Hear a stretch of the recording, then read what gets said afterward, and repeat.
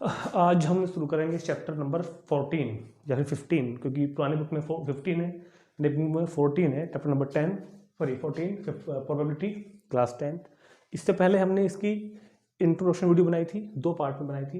तो जिन्होंने वो वीडियो भी नहीं देखी है वो पहले जाकर उन वीडियो को एक बार देख लेंगे।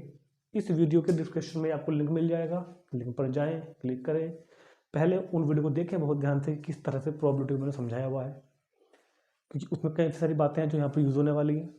ठीक, तो अभी हम लोग स्टार्ट करते हैं एक्सरसाइज 15.1 का सॉल्यूशन। पुरानी बुक में 15.1 है और नई बुक में 14.1 है। तो जो क्वेश्चन नंबर 1 है ना हमारे पास, क्वेश्चन नंबर 1 जो एक फ्लिप टाइप क्वेश्चन है, first, second, third, fourth, fifth, 5 part उसके हैं। तो क्योंकि ये जो 5 क्वेश्चन है 1 वर्ड आंसर क्वेश्चन है, इसके लिए आपको लगभग फॉर्मूले हैं ये, इसके लिए आपको पहले वो इंट्रोडक्शन वीडियो जरूर देखनी पड़ेगी, एक बार उनको एक बार जरूर देखें। ठीक है, तो अपनी बुक निकाल लेंगे सब बच्चे, एक बार बुक में देखते हैं क्वेश्चन नंबर 1 क्या लिखा हुआ है। वैसे यहाँ पे आपके सामने एक देखो क्वेश्चन नंबर 1 आ गया है, यहाँ पे आप देख सकते हैं कि क्वेश्चन नंबर 1 की 5 पार्ट है, यहाँ देख लो या फिर अपनी बुक में देख लो। तो पढ़ते हैं पहला question, probability of an event, probability of an event E plus probability of the event not E. तो याद करो, प्रोबेबिलिटी ऑफ इवेंट ई और probability of event not E. Not E को डिनोट करते थे हम बार ई से, मतलब कॉम्प्लीमेंट्री इवेंट। क्या बोलते हैं इसको? कॉम्प्लीमेंट्री इवेंट बताया था ना मैंने कि कोई इवेंट और उस जब ये इवेंट हुई है तो जो उनसी नहीं हुई उसको बोलते हैं कॉम्प्लीमेंट्री इवेंट। तो किसी प्रोबेबिलिटी इवेंट की और उसकी कॉम्प्लीमेंट्री इवेंट की प्रोबेबिलिटी का सम बताया था कितना होता है? 1। तो फर्स्ट पार्ट का आंसर होगा 1, probability of E plus probability of bar E is equal to 1। इसके बाद लिखते हैं क्वेश्चन नंबर सेकंड पार्ट इसी का। सेकंड पार्ट में है the probability of an event that can not happen, probability of the event that can not happen. तो जो प्रोबेबिलिटी कैन नॉट हैपन, जो हो ही नहीं सकती, उसकी प्रोबेबिलिटी कितनी होती है? 0 बताया था ना। इम्पॉसिबल इवेंट बताया था, श्योर इवेंट बताया था। इम्पॉसिबल इवेंट मतलब जिसकी प्रोबेबिलिटी 0 हो और श्योर इवेंट जिसकी प्रोबेबिलिटी 1 हो। तो सेकंड का आंसर क्या होगा? प्रोबेबिलिटी जो हो ही नहीं सकती 0, और उसके अगले वाला आएगा, जो अगले वाला है ये क्या लिखा है? Such an event called impossible event. क्या लिखेंगे इसका आंसर? Impossible event. ठीक, अब पढ़ते हैं थर्ड पार्ट। तो थर्ड पार्ट है कि the probability of the event that is certain to happen, जो हो सकती है, जो इवेंट हो सकती है, क्या बोल लेंगे उसको हम? 1। सच event is called sure event. तो इसकी प्रोबेबिलिटी 1 और इसको हम क्या बोलेंगे? Sure event. नेक्स्ट क्या है? The sum of probability of the elementary events. याद करो, इंट्रोडक्शन वीडियो पार्ट 2 में बताया गया था एलिमेंट्री इवेंट्स, किसी भी रैंडम एक्सपेरिमेंट की जितने भी एलिमेंट्री इवेंट हैं सबकी जो एक एक इवेंट्स को लेकर जो प्रोबेबिलिटी फाइंड की थी, उन सभी एलिमेंट्री इवेंट्स की प्रोबेबिलिटीज का सम कितना था? 1। तो किसी भी रैंडम एक्सपेरिमेंट की सभी एलिमेंट्री इवेंट्स की प्रोबेबिलिटी का सम हमेशा याद रखना 1 होता है। इसका आंसर 1 पहले ही मैंने बताया था आपको। नेक्स्ट है the probability of an event. ये तो बहुत सिंपल क्वेश्चन है। लिमिट ऑफ प्रोबेबिलिटी, किसी भी इवेंट की probability less than, greater than और इक्वल टू। ग्रेटर देन तो होती है 0 से, और लेस देन और इक्वल टू किससे होती है? 1 से। ये बताया ना लिमिट ऑफ प्रोबेबिलिटी में कि किसी भी इवेंट की प्रोबेबिलिटी हमेशा 0 और 1 के बीच या फिर इनके इक्वल होती है। ठीक, नोट करेंगे इसको, फिर देखते हैं क्वेश्चन नंबर 2।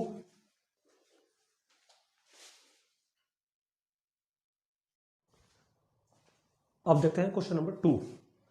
तो अपनी बुक में पढ़ेंगे क्वेश्चन नंबर 2 क्या लिखा हुआ है।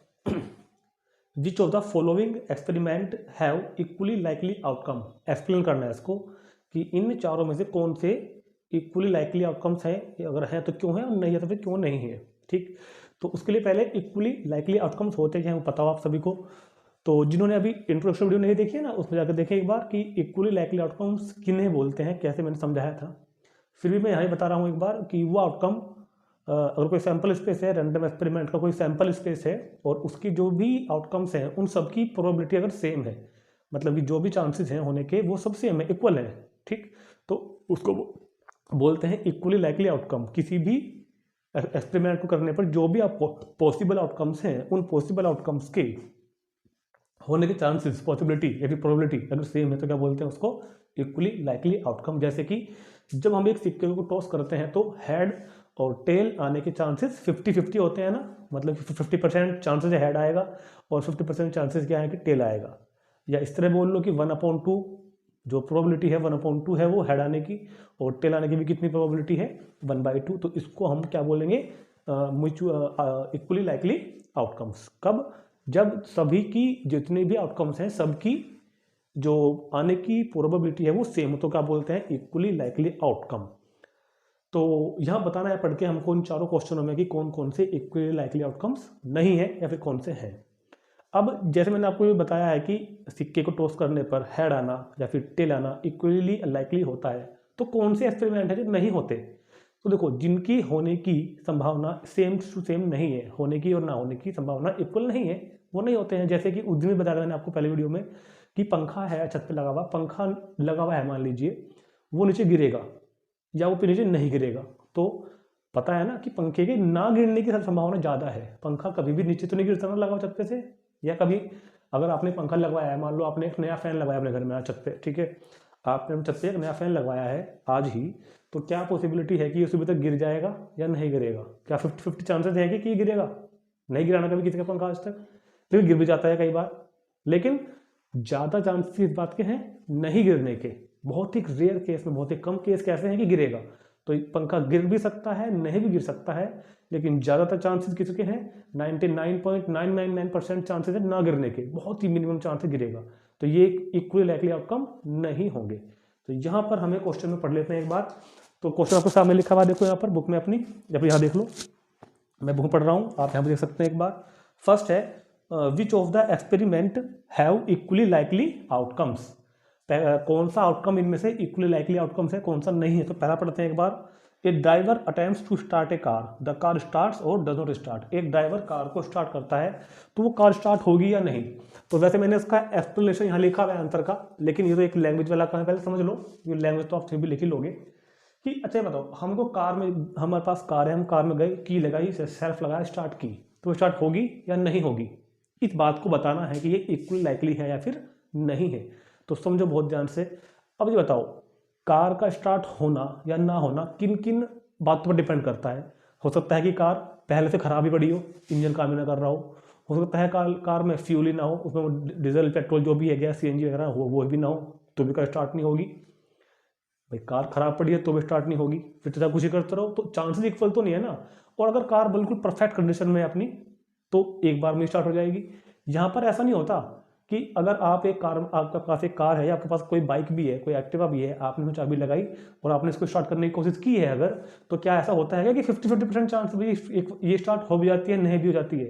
प्रैक्टिकली करना है, आप अपना बाइक, अपना एक्टिवा, अपनी कार निकालो बाहर, आप उसको स्टार्ट करो, 90% चांसेस कार स्टार्ट होने के ही होते हैं, अगर वो ठीक खड़ी हुई है तो।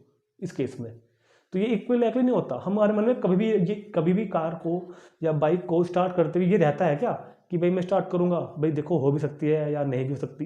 कभी ऐसा होता तो नहीं ना, हो ही जाती है स्टार्ट नॉर्मली। हाँ, अगर वो खराब पड़ी थी पहले से ही, फ्यूल ना हो या फिर कई दिनों से बंद पड़ी हुई थी, तो बात अलग है।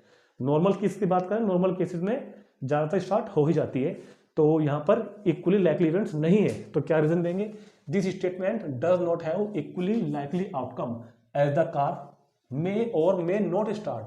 कार स्टार्ट हो भी सकती है, नहीं भी हो सकती, डिपेंडिंग अपॉन वेरियस फैक्टर। अगर कार ठीक है तो स्टार्ट हो जाएगी, नहीं है तो स्टार्ट नहीं होगी। फ्यूल नहीं है, लाइक फ्यूल ETC, तो कार स्टार्ट नहीं होगी। तो ये इक्वली लाइकली आउटकम नहीं है। अब देखते हैं second part. A player attempts to shoot a basketball, she he shoot और मिस द शॉट। बास्केटबॉल को फेंकना है उस बास्केट में, ऐसे बास्केटबॉल खेलते हैं ना, उसको बास्केट में फेंकना है ऐसे।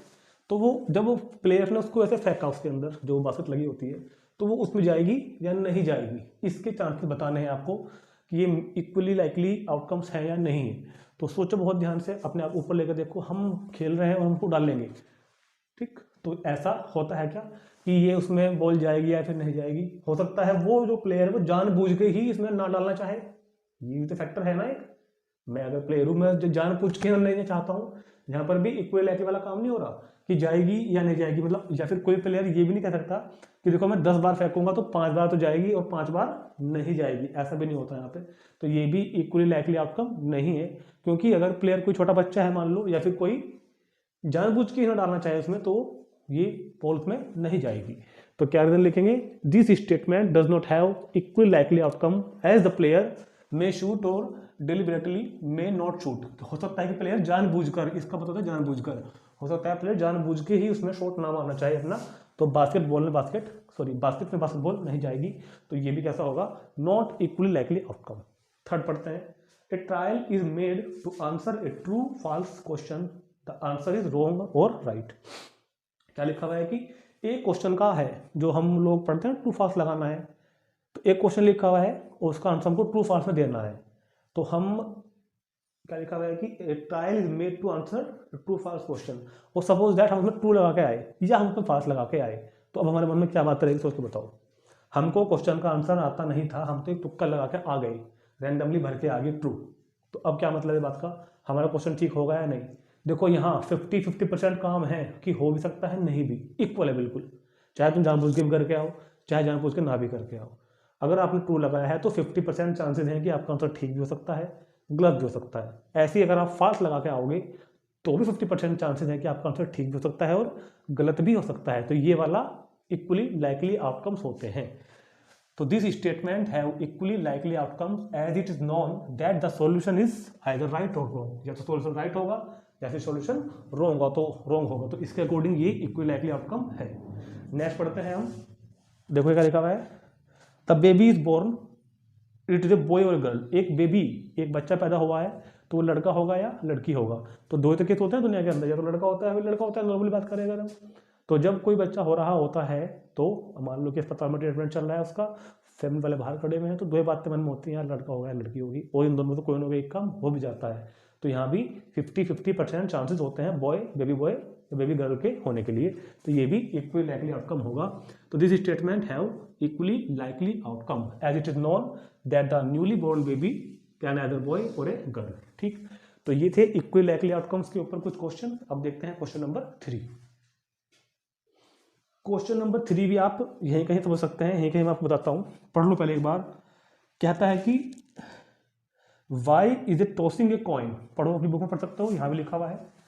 Y is a tossing a coin considered to be a fair way of deciding which team should get the ball at the beginning of a football game.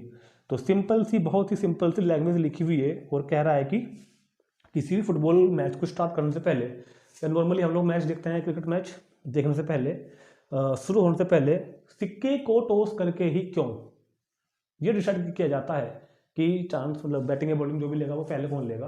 कुल मिलाकर ये पूछा जाए कि किसी भी खेल को स्टार्ट करने से पहले सिक्के को ही क्यों टॉस करते हैं, सिक्के को ही क्यों करते हैं, ऐसी क्या बात है कि सिक्कों को नहीं करते। ठीक, वैसे तो जो नॉर्मल हम गली वगैरह में खेलते हैं ना, तो बहुत से लोग सिक्के के बजाय रैपर, जो कुछ माचिस, जब मैं खेलता था ना बचपन में, तो मैं तो चप्पल से करता था टॉस, चप्पल का जो चप्पल टॉस कर ली, जो उसका जहाँ पे वो ऊपर छाला लगा रहता है वो, या फिर प्लेन पार्ट ऊपर आ गया। कुछ लोग ईंट से फेंकते हैं, ईंट फेंक दीजिए, कुछ रैपर ले लेते हैं उसका, तो ठीक है। तो सिक्के को ही क्यों सबसे अच्छा ऑप्शन माना जाता है टॉस करने के लिए।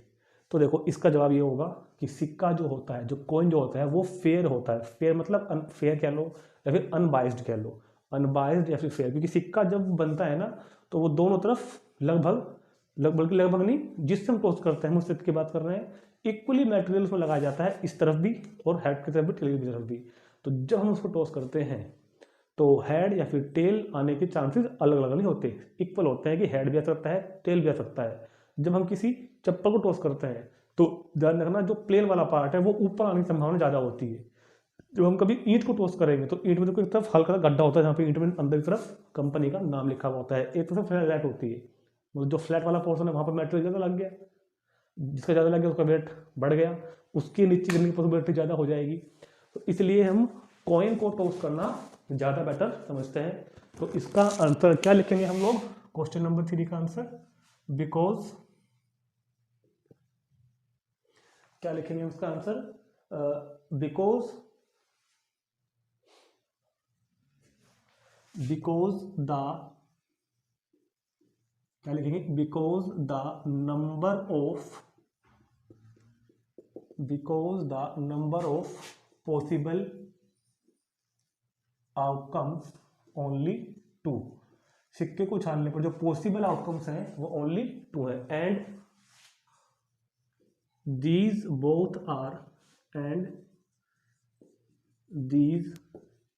बोथ आर इक्वली लाइकली, ये इक्वली लाइकली है, both are equally likely outcome, मतलब हेड आए या फिर टेल आए, दोनों का आना कैसा होता है, इक्वली लाइकली होता है, हेड का भी और टेल का। तो because the number of possible outcome only 2, 2 ही तो हैं, यहाँ पर बैक में लिख सकते हैं ओनली 2 के साथ में हेड और टेल, या तो हेड आएगा या फिर क्या आएगा, टेल, और ये दोनों ही क्या है, मेन रिजल्ट क्या है, इक्वली लाइकली आउटकम है, इसलिए सिक्के को टॉस हम करते हैं। ठीक, नोट कर लो उसको। फिर देखते हैं हम क्वेश्चन नंबर 4।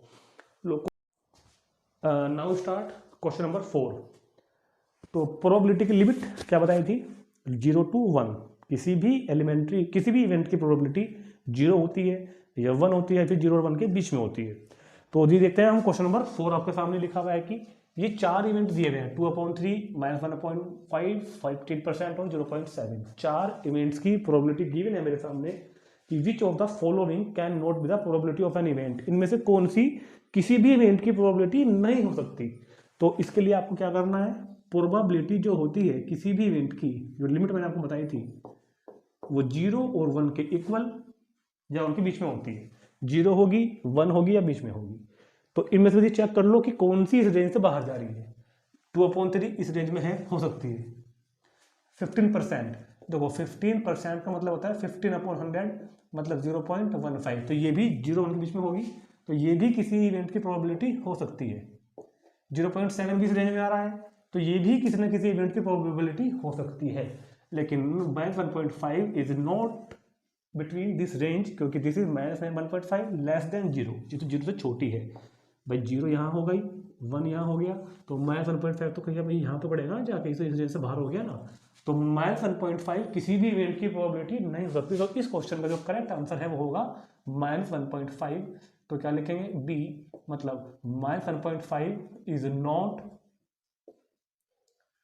इज नॉट क्या कहेंगे, probability of and -1.5 can not be probability of an event, किसी भी इवेंट की प्रोबेबिलिटी नहीं हो सकती। ठीक, नोट कर लेंगे इसको।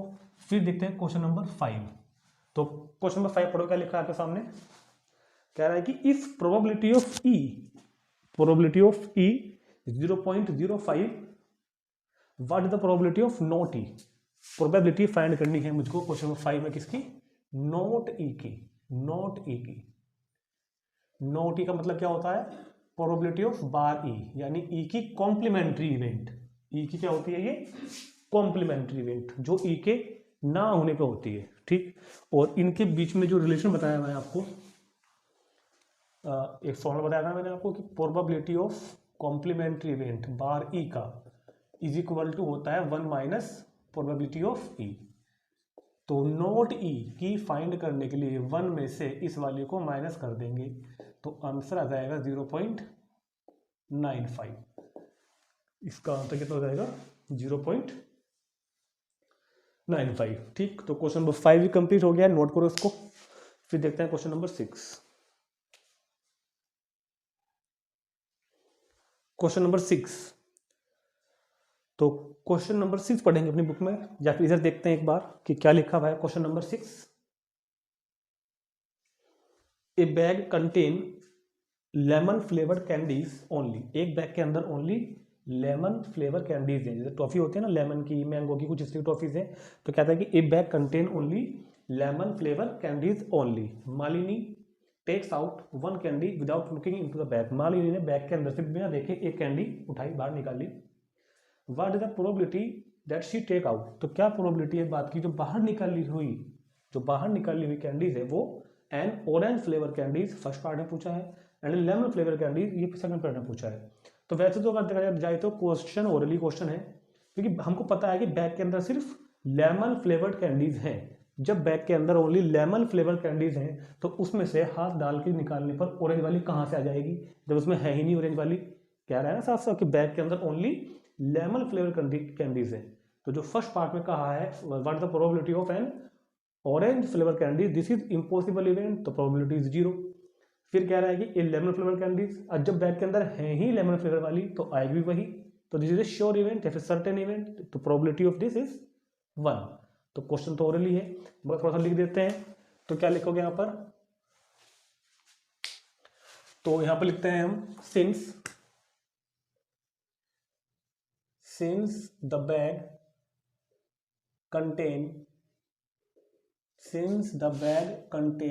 only lemon flavor candies, since the bag contain only lemon flavor candies, तो बैग के अंदर क्योंकि लेमन फ्लेवर वाले कैंडीज हैं तो द नंबर ऑफ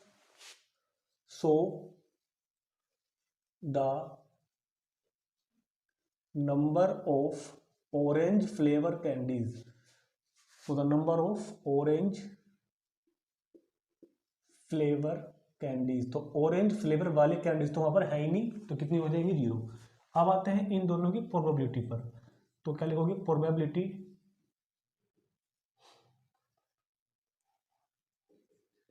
तो क्या कह रहा है पहले पार्ट में, what is the probability she takes out an orange flavour candies, तो probability of taking out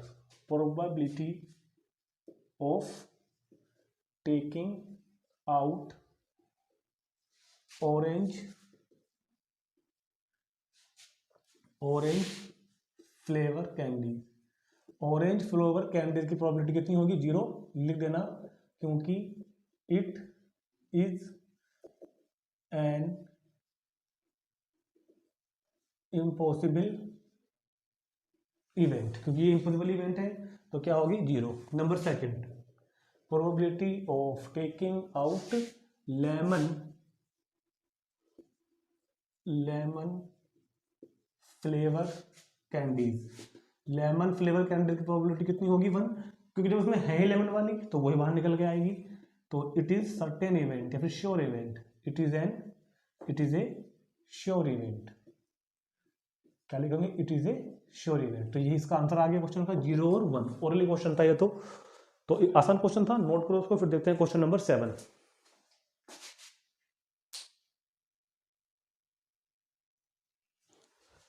question number 7 पढ़ेंगे इस बार, ये लिखता है कि क्वेश्चन नंबर 7 में देखो यहाँ पर सामने, या अपनी बुक में देखो चाहे यहाँ देखो, it is given that in A group of 3 student, ये दिया हुआ है कि 3 स्टूडेंट्स के ग्रुप में the probability of 2 students not having the same birthday is 0.992, 3 में से 2 स्टूडेंट्स का बर्थडे सेम डेट पे ना होने की प्रोबेबिलिटी, 3 स्टूडेंट्स में से 2 स्टूडेंट्स का बर्थडे सेम डेट पे नहीं है, इस बात की प्रोबेबिलिटी 0.992 है।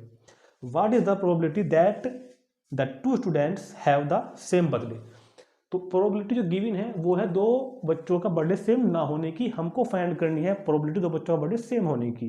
तो देखो हमको गिवन है ना होने की, अगर देखा जाए तो हमको ये वाली प्रोबेबिलिटी गिवन है, बारी वाली गिवन है हमको, क्वेश्चन सिंपल सा है, प्रोबेबिलिटी ऑफ बारी वाली गिवन है, फाइंड करनी है प्रोबेबिलिटी ई। तो इसका फॉर्मूला क्या बताया था मैंने कि इनमें ये रिलेशन होता है आपस में, probability of E plus probability of बारी इज इक्वल टू 1।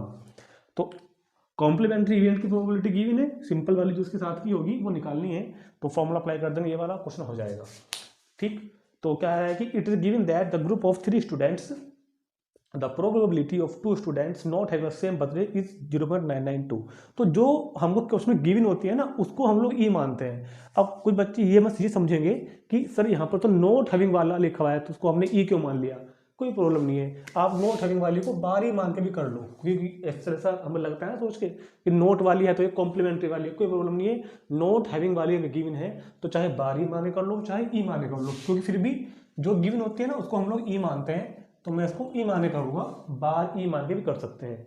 तो यहाँ पर प्रोबेबिलिटी गिवन है, let the event where 2 students not having the same birthday be E, 2 students का बर्थडे सेम डेट पे ना होने की प्रोबेबिलिटी को मैंने इवेंट को मैंने ई मान लिया, 2 बच्चों का बर्थडे सेम डेट पे नहीं होगा, इसकी इवेंट को मैंने क्या मान लिया ई।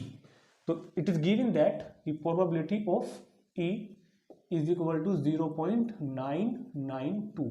ये गिवन है कि दो स्टूडेंट्स का बर्थडे सेम डेट पे ना होने की, यानी कि ई की प्रोबेबिलिटी कितनी है 0.992। फाइंड कौन सी करनी है, बर्थडे सेम होने की, मतलब इसकी जो कॉम्प्लीमेंट्री इवेंट है इसका बार फाइंड करना है। ठीक, तो ये हो गया 0.992। तो अब फॉर्मूला अप्लाई करोगे यहाँ पर आप, क्योंकि we know that probability of E plus probability of bar E is equal to 1। हमें यहाँ पर प्रोबेबिलिटी फाइंड करनी है बार ई की, तो वो हो जाएगी 1 माइनस प्रोबेबिलिटी ऑफ ई। समझ में आई ना बात, गिवन है नॉट हैविंग की, फाइंड करनी है हैविंग की, तो 1 माइनस 0.992। तो 1 में से 0.992 जब माइनस कर दोगे तो 1992 तो 8, तो 0.008। ये इस क्वेश्चन का आंसर आ गया है कंप्लीट। सिंपल सा क्वेश्चन था, नोट कर लेंगे इसको। फिर देखते हैं क्वेश्चन नंबर 8। देखते हैं अपनी स्क्रीन पर question number 8। A bag contain 3 red balls and 5 black ball. A bag contain red balls कितनी है, देखो यहां सामने रेड बॉल्स कितनी है हमारे पास 3 एंड ब्लैक बॉल,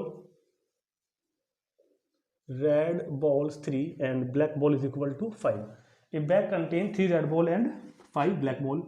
तो टोटल देख लेते हैं पहले कितनी हुई। टोटल बॉल्स हो जाएंगी 3 + 5 इज इक्वल टू 8। ठीक, टोटल बॉल्स 8। तो क्या कह रहा है कि प्रोबेबिलिटी फाइंड कीजिएगा, find the probability, what is the probability that the ball draw is red और नॉट रेड। बॉल रेड होगी या फिर रेड नहीं होगी। तो सिंपल सी बात है, जब 3 रेड बॉल हैं, टोटल बॉल 8 हैं, तो रेड बॉल आने की प्रोबेबिलिटी होगी 3/8। सिंपल सी बात है, बस थोड़ा सा करना कैसे है लिख लेते हैं इसको। तो let E be the event, let E be the event two red ball, two red ball. ये क्या है, रेड बॉल होने की इवेंट है। ठीक है, तो प्रोबेबिलिटी ऑफ ई का फॉर्मूला क्या बताया था, is equal to number of favourable outcome is equal to number of favourable outcomes upon number of total outcome, number of total outcomes. यानी कि देखो इतना नंबर लिखने की जरूरत नहीं है, number of favourable outcome upon number of total outcome, ये मैंने लिख दिया है। सिंपल लिखो, probability of E is equal to number of E. Number of E मतलब जो इवेंट हम चाह रहे हैं उसमें कितने एलिमेंट है, number of E upon number of S, total element. यहाँ हम लिख सकते हैं कि रेड बॉल का मतलब number of E is equal to 3, total ball का मतलब number of S that is 8। ठीक है, तो सिंपल सा फॉर्मूला हो जाएगा 3/8। ये हो जाएगी प्रोबेबिलिटी रेड बॉल होने की, first part. Now probability of not the red ball ना हो, मतलब इसकी कॉम्प्लीमेंट्री इवेंट फाइंड करनी है, probability of bar E. Not the red ball, तो not the red ball probability of bar E होता है 1 माइनस प्रोबेबिलिटी ऑफ ई, तो 1 माइनस 3/8। जब इसको सोल्व करोगे 8 × 8 -3 तो 5/8। तो probability of not red ball की मतलब रेड बॉल वाले की ई थी, इसकी कॉम्प्लीमेंट्री इवेंट फाइंड करनी थी, 1 माइनस कर दिया हमने, सोल्व कर लिया, आंसर आ गया, नोट कर लो। फिर देखते हैं क्वेश्चन नंबर, इसके बाद 9। तो 9 क्वेश्चन पढ़ो, यहाँ पे क्या लिखा हुआ है अपनी बुक में देख लो या फिर यहाँ पे देख लो। कह रहा है कि a box contain 5 red marble, 8 white marble and 4 green marble. तो a box contain red marble तो है कितने 5, red marbles is equal to 5, white marble is equal to 8 and green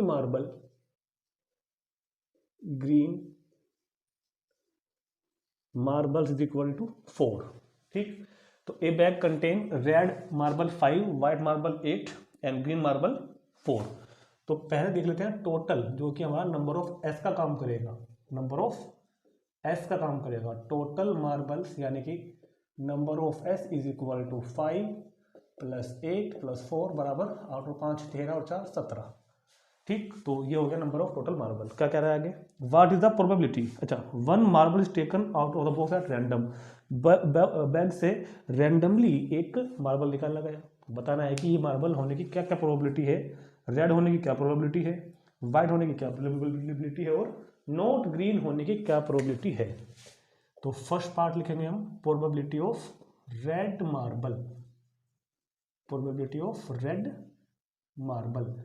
तो probability of red marble is equal to number of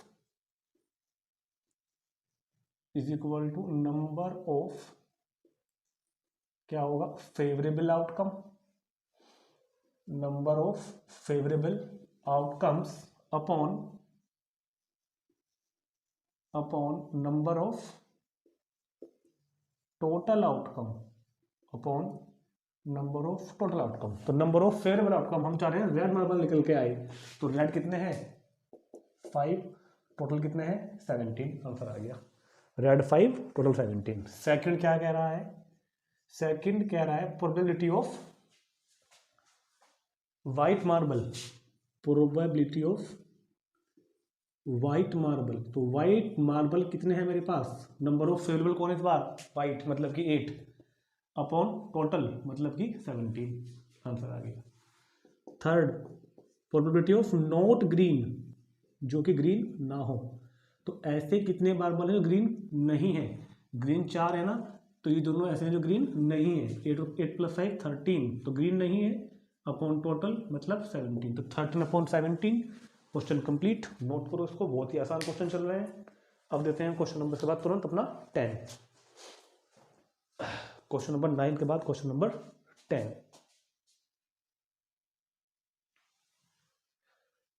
तो question number 10 देखते हैं इसके बाद, ए पिगी बैग कंटेन 150 पैसे कॉइन, 100 कॉइन तो कितने हैं उसके पास 50 पैसे के, ए पिगी बैग कंटेन 150 पैसे coin, 50 rupees 1 coin, 20 rupees 2 coin and 10 rupees 5 coin. देखो ध्यान से, पिगी बैग मतलब गुल्लक जो होती है, कंटेन 150 पैसे कॉइन, तो एन मतलब नंबर ऑफ 50 पैसे कॉइन्स, तो 50 पैसे के कितने कॉइन्स हैं वहां पर 100, ये मतलब बात का 100 कॉइन नंबर ऑफ 50 पैसे, तो 50 पैसे के कॉइन्स की जो संख्या है कितने हैं ऐसे 100, 50 rupees 1 coin, number of rupees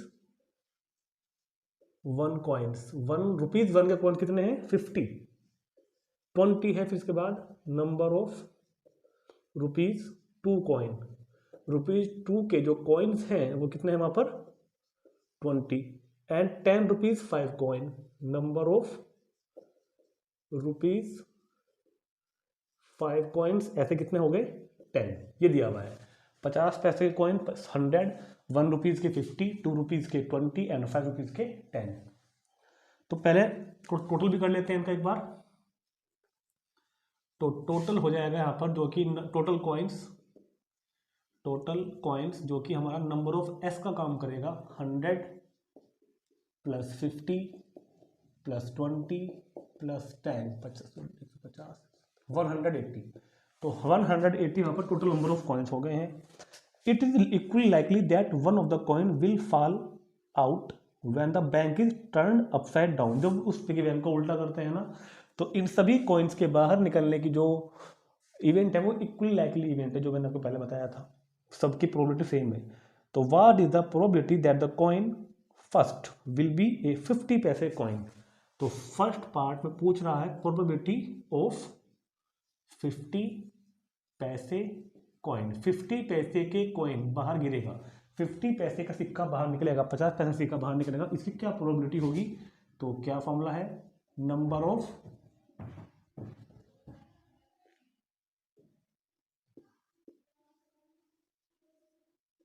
of favourable outcome, number of total outcome, number of total outcome. तो 50 पैसे के कॉइन कितने हैं हमारे पास, इधर देखो ऊपर 50 पैसे कॉइन तो है 100 और नंबर ऑफ टोटल कॉइन मतलब टोटल आउटकम कितने हैं 180, तो ये हो जाएगा 10/18 यानी कि 5/9। तो इसका आंसर आ गया 5/9। नेक्स्ट सेकंड पार्ट में कहता है कि will not be ₹5 coin, probability will not be ₹5 coin. तो ₹5 के कॉइन कितने नहीं है यहाँ पे, ₹5 के कॉइन 10 है तो कितने नहीं है, ये वाले कॉइन ₹5 के नहीं है 170, तो 170/180 यानी कि 17/18 प्रोबेबिलिटी होगी ₹5 का कॉइन न होने की। ये इसका आंसर आ गया है।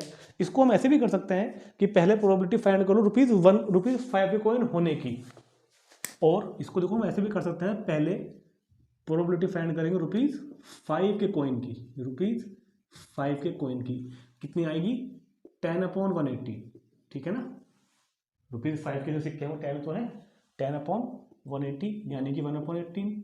और अब हमको फाइंड कौन सी करनी है, नोट ₹5 कॉइन, नोट ₹5 कॉइन। तो ये तो इसकी कॉम्प्लीमेंट्री इवेंट होगी ना, तो कैसे हो जाएगी फिर ये वाली 1 - 1/18। ऐसे भी कर सकते हैं कि पहले आप ऐसा ना करके पहले ₹5 की निकाल लो और ये इसकी क्या बन जाएगी कॉम्प्लीमेंट्री इवेंट, तो 1 में से इसको मैं ऐसा निकाल लो तो भी आंसर आपका सेम आएगा 17/18। तो भी आंसर आपका करेक्ट आएगा 17/18। ठीक, इसको भी नोट करेंगे। फिर देखते हैं क्वेश्चन नंबर 11 इसके बाद। अब पढ़ते हैं अपनी बुक में क्वेश्चन नंबर 11। बहुत ही आसान क्वेश्चन है, 1 नंबर का ये। Gopi buys a fish from a ship for his aquarium. Gopi अपने एक्वेरियम के लिए बाजार से फिश लाई खरीद के। The shopkeeper takes out 1 fish at random from tank containing 5 male fish and 8 female fish. जो शॉपकीपर ने फिश दी है रैंडमली निकाल के अपने बॉक्स में से, उसमें 5 फिश तो थी मेल, तो male fish is equal to 5, number of male fish is equal to 5 और नंबर ऑफ फीमेल फिश, जो उसके अंदर फीमेल फिश थी वो कितनी थी 8। तो पहले देखते हैं टोटल फिश कितनी होगी मेरे पास 13। तो जो गोपी गई बाजार में फिश वाले से कहा भैया फिश दे दो एक, तो उसने जो अपने डब्बे से निकाला उसके अंदर पहले से 5 मेल फिश थे, 8 फीमेल फिश थे, टोटल फिश वहां पर 13 थे। अब क्या रहा है कि आगे what is the probability that fish taken out a male fish होने की क्या प्रोबेबिलिटी है।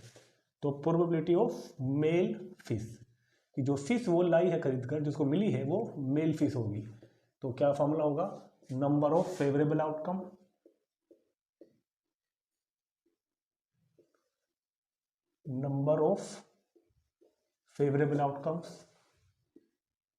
Upon number of total outcome. तो फेवरेबल आउटकम जो उसको मिली है मेल मिलने की, मतलब कि 5 अपॉन टोटल कितना 13। Simple question. देखो इस एक्सरसाइज के क्वेश्चन सारे अगर देखा जाए ना एक तरह से ओरली क्वेश्चन है। ठीक, तो क्वेश्चन नंबर 11 भी कंप्लीट हो गया है। फिर देखते हैं हम क्वेश्चन नंबर 12।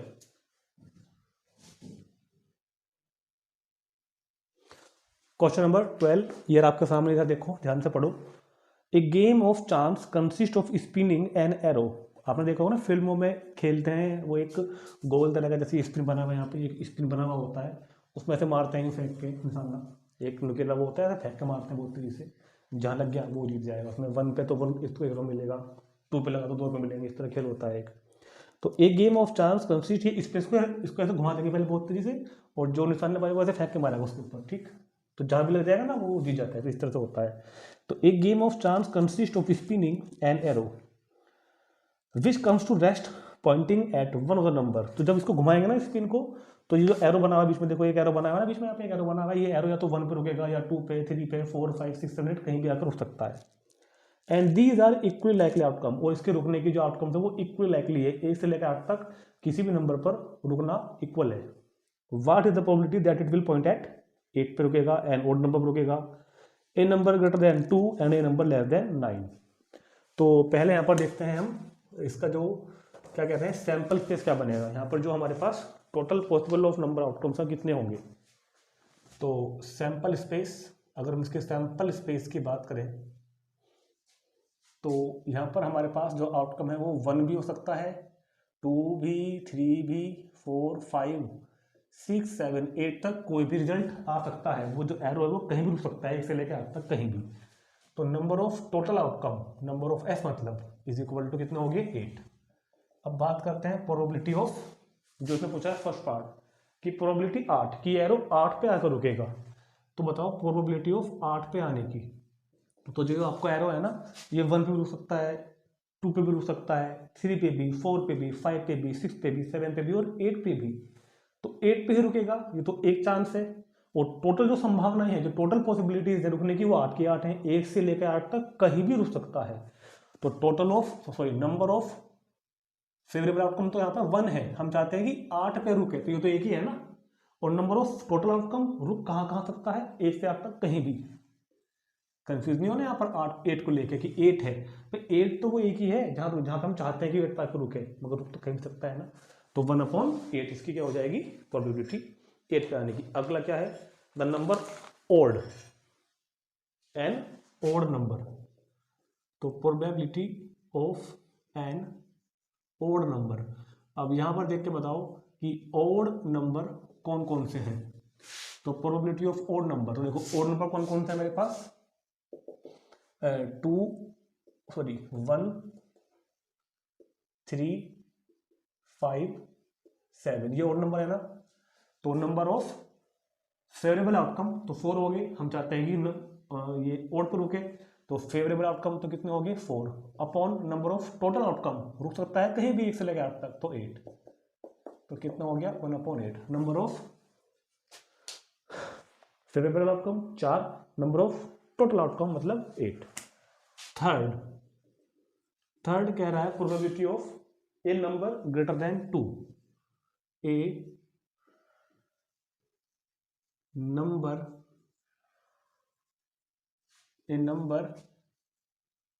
Greater than 2। तो ग्रेटर देन 2 यहाँ कितना नंबर है, 2 से बड़े, ये 6 नंबर 2 से बड़े हैं। हम चाहते हैं कि हमारा जो एरो है वो 2 से बड़े नंबर पर आकर रुके, 3, 4, 5, 6, 7, 8, 6 नंबर है। तो number of favourable outcome 6 upon number of total outcome 8। तो 2 3 जा और 2 4 जा, आंसर आ गया। फोर्थ कहता है कि नंबर ऑफ कितना, ए नंबर लेस देन 9, ए नंबर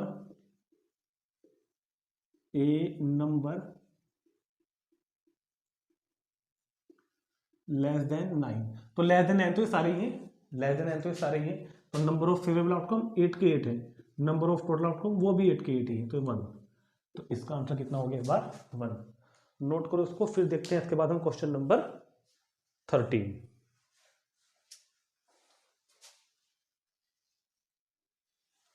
तो क्वेश्चन नंबर 30 लिखा है, ए डाइस थ्रो 1, एक डाइस को जो लूडो खेलते हैं जिससे, उसको एक बार फेंका गया। Find the probability of getting, probability find करनी है a prime number, a number like between 2 and 6 and a number odd number. 3 probability find करनी है। तो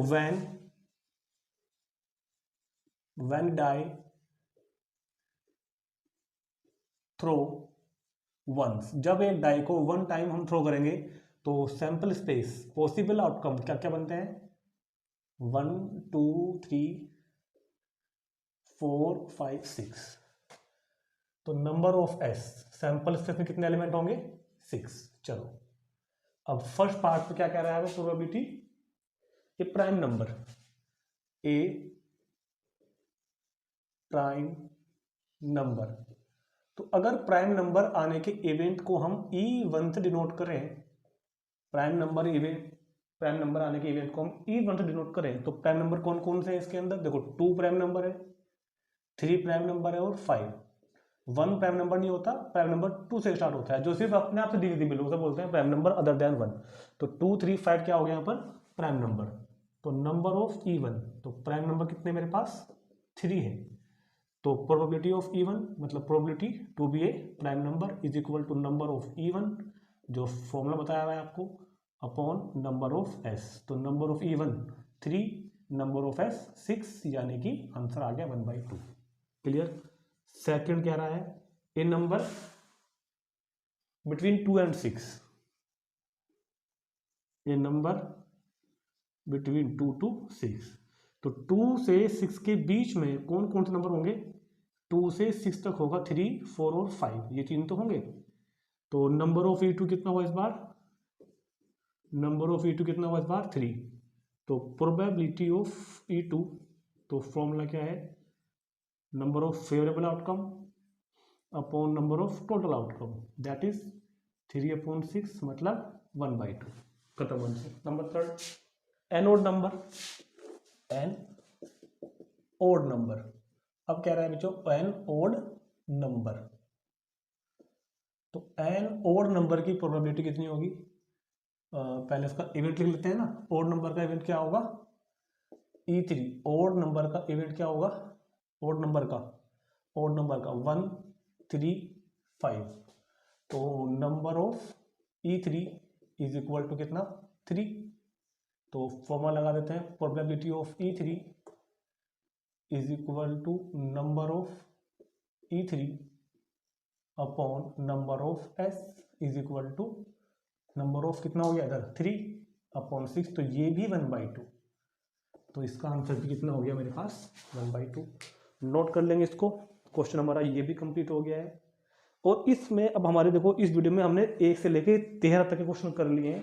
क्वेश्चन है 625, 12 क्वेश्चन अभी और हैं। और ये वीडियो मुझे लगता है कि बहुत ज़्यादा लंबी होने वाली है अभी, तो इस वीडियो में तो हम इतना ही रखते हैं काम, ठीक। तो अब तब तक आप इन सब क्वेश्चन की प्रैक्टिस करें, फिर हम मिलते हैं इससे नेक्स्ट वीडियो में क्वेश्चन 14 ऑनवर्ड्स, ठीक। तब तक इसको प्रैक्टिस करें सभी लोग, ठीक है।